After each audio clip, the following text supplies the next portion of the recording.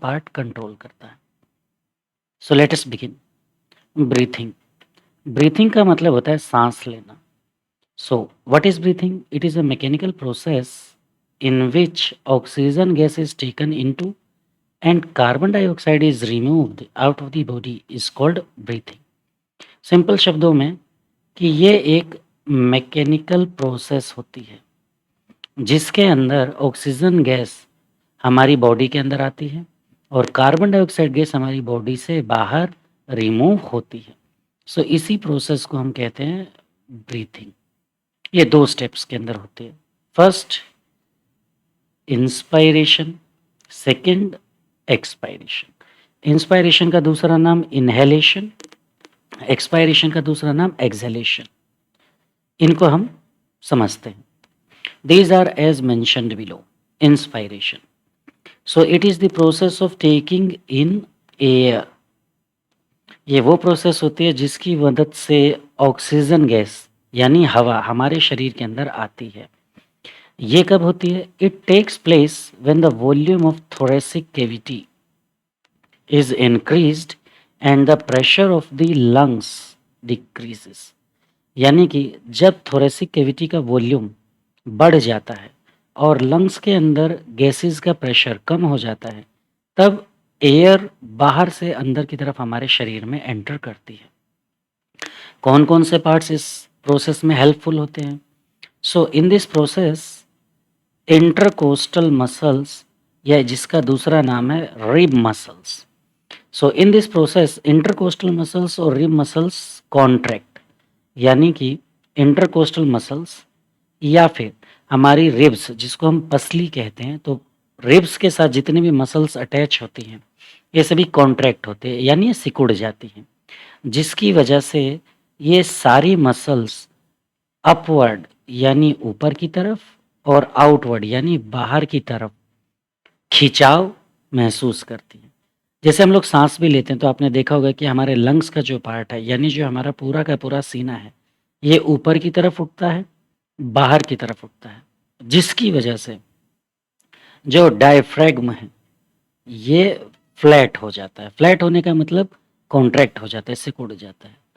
तो intercostal muscles के contraction के कारण ये मसल्स अपवर्ड एंड आउटवर्ड हो जाती हैं। डायफ्रैगम बाहर की तरफ फ्लैट होता है और जिसकी वजह से थोरेसिक कैविटी का वॉल्यूम बढ़ जाता है और लंग्स एक्सपेंड होते हैं। Due to this fresh air rushes into the body. ये आपकी पूरी प्रोसेस है। यानी इंटरकोस्टल मसल्स और रब मसल्स कॉन्ट्रैक्ट होती हैं। इनके कॉन्ट्रैक्शन की वजह से जो हमारी चेस्ट है ये अपवर्ड और आउटवर्ड की तरफ खिंचाव महसूस करती है। डायफ्रैगम फ्लैट हो जाता है और इन सभी प्रोसेसेस के कारण जो वॉल्यूम है थोरेसिक कैविटी का ये बढ़ जाता है, लंग्स एक्सपेंड होते हैं और जिसकी वजह से फ्रेश एयर हमारी बॉडी के अंदर रश करती है। थोरेसिक कैविटी क्या होती है? ये एक होलो कैविटी होती है जो कि दो प्लूरल कैविटीज में डिवाइडेड होती है और हर प्लूरल कैविटी के अंदर एक लंग होता है। लंग्स बोलते हैं ना। तो thoracic cavity it is a hollow cavity which is divided into pleural cavities each enclosing a lung। Pleural cavity के बारे में मैंने आपको बताया था कि लंग्स के चारों तरफ की जो प्रोटेक्टिव कवरिंग होती है उसे हम प्लूरा या प्लूरल कैविटी कहते हैं। Now what is expiration? Expiration का मतलब सांस को बाहर छोड़ना, एक्सहेलेशन भी कहते हैं। सिंपल शब्दों में कार्बन डाइऑक्साइड एक्सपायरेशन में हमारी बॉडी से बाहर निकलती है। So it is the process of taking out air, कि इसमें हवा यानी कार्बन डाइऑक्साइड हमारी बॉडी से बाहर जाती है। इस प्रोसेस में बिल्कुल इंस्पिरेशन का ऑपोजिट होता है, यानी इंटरकोस्टल मसल्स एंड जो डायफ्रैगम है ये रिलैक्स हो जाते हैं। इंस्पिरेशन में भी आपने पढ़ा इंटरकोस्टल मसल्स डायफ्रैगम कॉन्ट्रैक्ट होते हैं, बट एक्सपायरेशन में इंटरकोस्टल मसल्स और डायफ्रैगम रिलैक्स हो जाते हैं और रिब्स यानी कि जो हमारी पसलियाँ होती हैं ये अपनी नॉर्मल पोजीशन पर आ जाती हैं। इसकी वजह से In this process, intercostal muscles relax and sternums are pulled downward and inward. यानी इंटरकोस्टल मसल्स और डायफ्रैग्म के नॉर्मल पोजीशन पर जाने से जो डायफ्रैग्म है ये एक्सपेंड होता है, जो हमारी रिब्स मसल्स हैं ये नीचे की तरफ और अंदर की तरफ खिंचाव महसूस करती हैं, जिसके कारण थोरेसिक कैविटी का जो वॉल्यूम है ये डिक्रीज हो जाता है, decreasing the volume of thoracic cavity and causing lungs to contract. अब यहाँ पर लंग्स क्या है, कॉन्ट्रैक्ट होते हैं, जो इंस्पायरेशन में एक्सपेंड हो रहे थे। सो एयर बाहर से अंदर की तरफ आ जाती। आई होप ये पूरी क्लियर हो चुका है। इंस्पायरेशन के अंदर हवा हमारी बॉडी के अंदर आती है, इस प्रोसेस में थोरेसिक कैविटी का वॉल्यूम बढ़ता है और लंग्स का प्रेशर घट जाता है।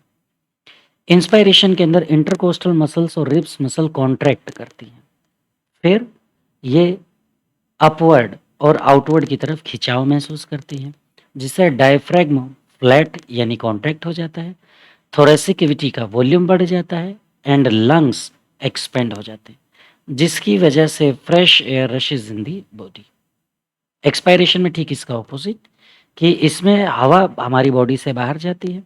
इस प्रोसेस में इंटरकोस्टल मसल्स और डायफ्रैग्म रिलैक्स होने के कारण अपनी नॉर्मल पोजीशन पर आते हैं। इंटरकोस्टल मसल्स और स्टर्नम डाउनवर्ड और इनवर्ड डायरेक्शंस में खिंचाव को अब रिलैक्स हो जाने के कारण महसूस नहीं करते हैं। डायफ्रैग्म एक्सपेंड होता है, थोरेसिक कैविटी का वॉल्यूम इसकी वजह से डिक्रीज हो जाता है, लंग्स का वॉल्यूम बढ़ जाता है और जिसके कारण air rushes out of the body.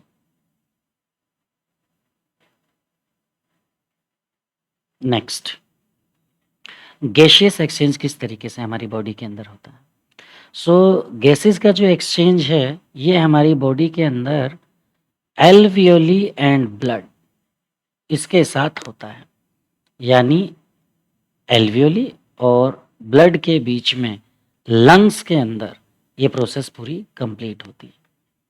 It takes place between alveoli and blood inside the lungs.